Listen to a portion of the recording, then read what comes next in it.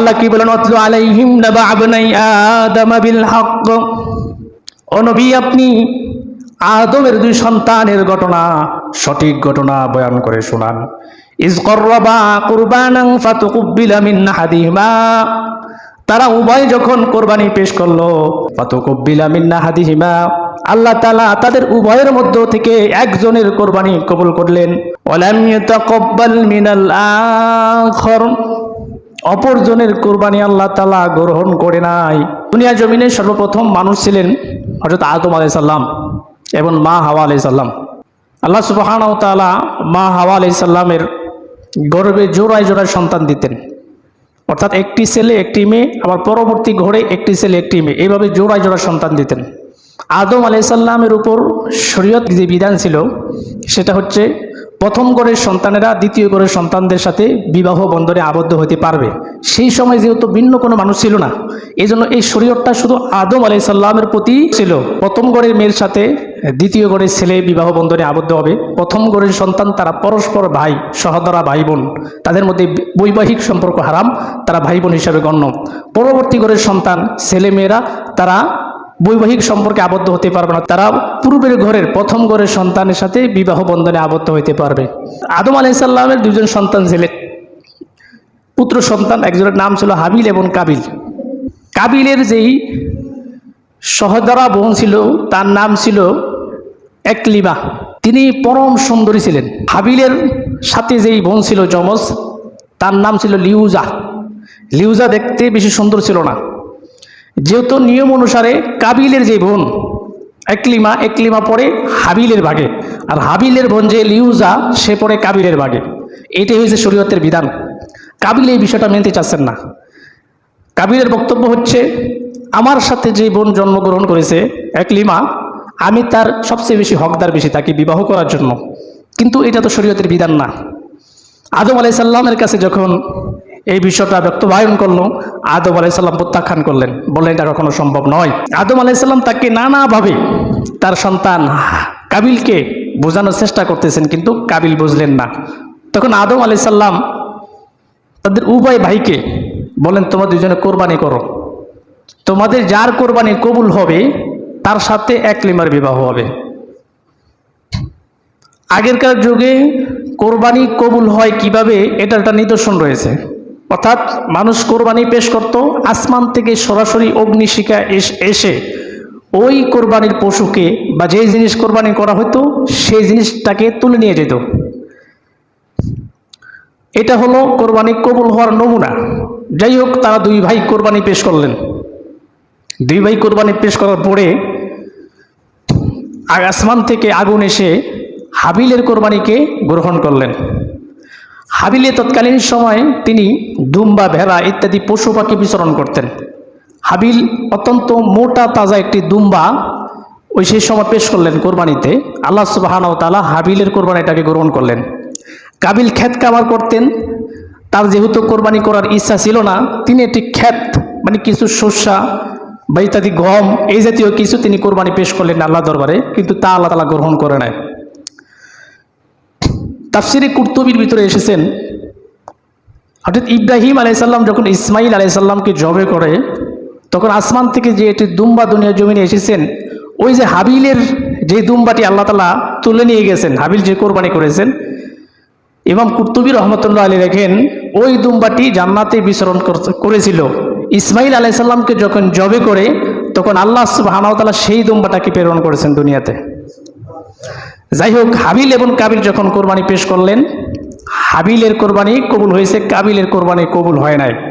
এই কথাটাই আল্লাহ তাআলা পবিত্র কোরআনে সূরাতুল মাইদার ভিতরে তুলে ধরলেন। আল্লাহ সূরাতুল মাইদার ২৭ নং আয়াত থেকে প্রায় বেশ কয়েকটি আয়াতে তাদের এই ঘটনাটা তুলে ধরেছেন। আল্লাহ বলেন, ওয়াতলু আলাইহিম নাবা বানাই আদম বিল হক। ও নবী, আপনি আদমের দুই সন্তানের ঘটনা বয়ান করে শোনান, সত্য ঘটনা মানুষকে শোনান। এখানে দেখেন আদম বিল হক, নবী আপনি আদমের দুই সন্তানের সঠিক ঘটনা মানুষের সামনে বর্ণনা করে শোনান। এখানে আল্লাহ সুবহানাহু ওয়া তাআলা নবীকে সত্য ঘটনা প্রকাশ করে শোনাতে বলছেন। তাহলে এর উদ্দেশ্য, এর মানে কি এটা বোঝায় যে নবী সাল্লাল্লাহু আলাইহি ওয়াসাল্লাম মিথ্যা ঘটনা আমাদের মাঝে পেশ করবেন? নাউজুবিল্লাহ। এখানে নবীকে উদ্দেশ্য না, যত উম্মতে মুহাম্মাদি আছে আল্লাহ সুবহানাহু ওয়া তাআলা তাদেরকে উদ্দেশ্য করে বলছেন যে তোমরা নবীদের ঘটনা বর্ণনা করার ক্ষেত্রে সঠিক ঘটনা পেশ করো, বানিয়ে নিয়ে জালিয়াতি অতিরিক্ত বানিয়ে এই ধরনের ঘটনা উম্মতের মাঝে পেশ করবে না। তোর আল্লাহ কি বলেন? ওয়াতলু আলাইহিম নাবা আবনাই আদম বিল হক। ও নবী, আপনি আদমের দুই সন্তানের ঘটনা, সঠিক ঘটনা বয়ান করে শোনান। ইজ করবা কুরবানান ফাতুকুব্বিলা মিন আহাদিহিমা। তারা উভয় যখন কোরবানি পেশ করলো আল্লাহ তাআলার দরবারে, ফাতুকুব্বিলা মিন আহাদিহিমা, আল্লাহ তাআলা তাদের উভয়ের মধ্য থেকে একজনের কোরবানি কবুল করলেন। ওয়ালাম ইয়াতাকাব্বাল মিনাল আখর, অপরজনের কোরবানি আল্লাহ তাআলা গ্রহণ করে নাই। ক্বালা লাআকতুলান্নাক, যার কোরবানি গ্রহণ করে নাই কাবিল হাবিলকে বললেন লাআকতুলান্নাক, আমি তোমাকে হত্যা করব। হাবিল যেই প্রতি উত্তর দিয়েছেন কাবিলের প্রশ্নে, আল্লাহ বলেন হাবিল উত্তর দিয়েছেন ক্বালা ইন্নামা ইয়াতাকাব্বালুল্লাহু মিনাল মুত্তাকিন, নিশ্চয় আল্লাহ তাআলা মুত্তাকিদের পক্ষ থেকে কোরবানি গ্রহণ করেন। অর্থাৎ কার পশু কত মোটা তাজা, কত বেশি সুন্দর, কত দামি টাকা দিয়ে কিনেছে আল্লাহ তাআলা এটা দেখেন না। আল্লাহ দেখেন কার হৃদয়ের ভিতরে তাকওয়া আছে, কে শুধু আল্লাহর সন্তুষ্টির জন্য পশু কোরবানি করে, আল্লাহ তাআলা শুধু এটাই দেখেন। কাবিলের যেহেতু উদ্দেশ্য খারাপ এবং আল্লাহর সন্তুষ্টির জন্য কোরবানি দেয় নাই, এই জন্য আল্লাহ তাআলা তার কোরবানি গ্রহণ করে নাই। এই আয়াত থেকে আমাদের জন্য শিক্ষা, উপদেশ, পশু মোটা তাজা দামি পশু দিয়ে কোরবানি করতেছি কিন্তু ইখলাস নাই, তাকওয়া নাই, মানুষকে দেখানোর উদ্দেশ্য, লোক দেখানোর উদ্দেশ্য, মাংস খাওয়ার উদ্দেশ্য, ওই পশু আল্লাহর দরবারে কি হবে না? কবুল হবে না। আল্লাহর দরবারে কবুল হবে শুধুমাত্র আমাদের ভিতরে তাকওয়া, আল্লাহর ভয়, আল্লাহর সন্তুষ্টি। হাবিল বললেন ক্বালা ইন্নামা ইয়াতাকাব্বালুল্লাহু মিনাল মুত্তাকিন, নিশ্চয় আল্লাহ তাআলা মুত্তাকিদের পক্ষ থেকে কোরবানি গ্রহণ করেন। লাইন বাসাত্তা ইলাইয়া ইয়াদাকা লিতাকতুলানি মা আনা বিবাসিতি ইয়াদিয়া ইলাইকা লিয়াকতুলাক। হাবিল কাবিলকে বলল তুমি যদি আমার দিকে আমাকে হত্যা করার জন্য হাত প্রসারিত করো, মা আনা বিবাসিতি ইয়াদিয়া ইলাইকা লিয়াকতুলাক, হ্যাঁ আমি তোমার প্রতি তোমাকে হত্যা করার জন্য হাত বাড়াবো না। ইন্নী আখাফুল্লাহ রাব্বাল আলামিন, নিশ্চয় আমি বিশ্ব জাহানের প্রতিপালক আল্লাহ তাআলাকে ভয় করি। অর্থাৎ কাবিল যখন দেখলেন যে তার কোরবানি আল্লাহ তাআলা গ্রহণ করেন নাই, তখন সে তার ভাইয়ের প্রতি আরো ক্ষিপ্ত হলেন। হাবিলের প্রতি ক্ষিপ্ত হয়ে কি বললেন? আমি তোমাকে হত্যা করেই ফেলবো। তখন হাবিল উত্তর দিলেন তুমি যদি আমাকে হত্যা করার জন্য আমার দিকে হাত প্রসারিত করো, আমি কোনোদিন তোমাকে হত্যা করবো না। আল্লাহ তাআলা নিষেধ মানুষকে অন্যায়ভাবে হত্যা করা। মনে রাখো ইন্নী আখাফুল্লাহ রাব্বাল আলামিন, আমি একমাত্র বিশ্বজগতের প্রতিপালক আল্লাহকে ভয় করি।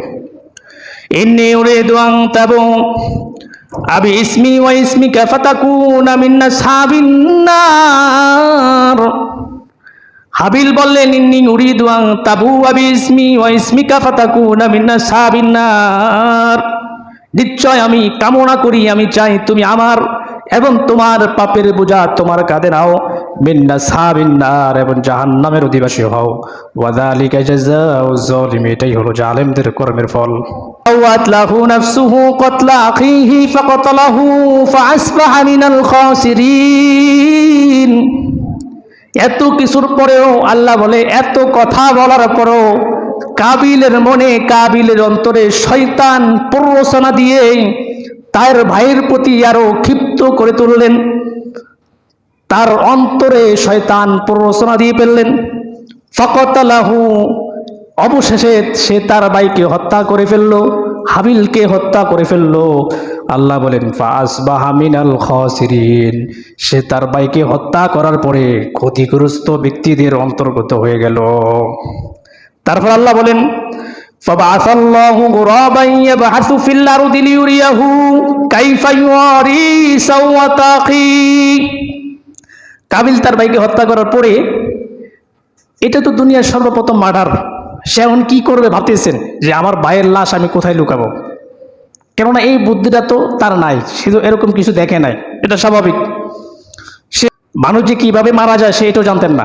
তার ভাইকে সে মেরে ফেললেন, মরে যাওয়ার পরে সে ভাবতেছেন যে আমি এত কথা বলতেছে না, আমি কি করবো এখন। সে কাঁধে নিয়ে তার ভাইয়ের লাশকে ছোটাছুটি করতেছে, কোথায় কি করবে, কোথায় দাফন করবে। আল্লাহ বলেন ফাবাআসাল্লাহু গুরাবান ইয়াবআসু ফিল আরদ। আল্লাহ কাবিলের এই দৃশ্য দেখে আসমান থেকে একটি কাককে প্রেরণ করলেন জমিনের ভিতর। যে কাক এসে মাটি খনন করতেছেন, একটি কাক প্রেরণ করেন আল্লাহ তাআলা, যে কাক দুনিয়াতে এসে মাটি খনন করতেছে। মাটি মানে কাবিলকে এই দৃশ্যটা দেখাবে যে মাটির নিচে কিভাবে মাটি খনন করে মানুষকে কিভাবে দাফন করে। লিউরিয়াহু কাইফা ইউয়ারি সাওয়াতা আখিহি, যাতে করে সে দেখতে পায় তার ভাইকে কিভাবে সে মাটির নিচে মৃত লাশকে আবৃত করতে হয়। ক্বালা ইয়া ওয়াইলাতা আ'জাজতু আন নাকুনা মিসলা হাযাল গুরাবি ফাওয়ারিয়া সাওয়াতা আখিহি ফাসবাহা মিনান নাদিমিন। সে বলতেছেন, কাবিল বলতেছেন, ক্বালা ইয়া ওয়াইলাতা আ'জাজতু আন নাকুনা মিসলা হাযাল গুরাবি ফাওয়ারিয়া সাওয়াতা আখিহি। হায় আফসোস, আমি একটি কাকের মতো হতে পারলাম না। কাকের যে পরিমাণ বুদ্ধি, যে পরিমাণ হিকমত, এই পরিমাণ বুদ্ধি আমার মাথাও নাই। এবং কাক থেকে আমার শিক্ষা নিতে হচ্ছে। ফাসবাহা মিনান নাদিমিন, এভাবে সে আফসোস করতেছেন। এতটুকু কোরআন কারীমের ভিতরে আল্লাহ তাআলা উল্লেখ করলেন। যাই হোক, এই ঘটনা উল্লেখ করার উদ্দেশ্য হচ্ছে আদম আলাইহিস সালামের এই দুই পুত্রের কোরবানির হলো পৃথিবীর জমিনের সর্বপ্রথম কোরবানি।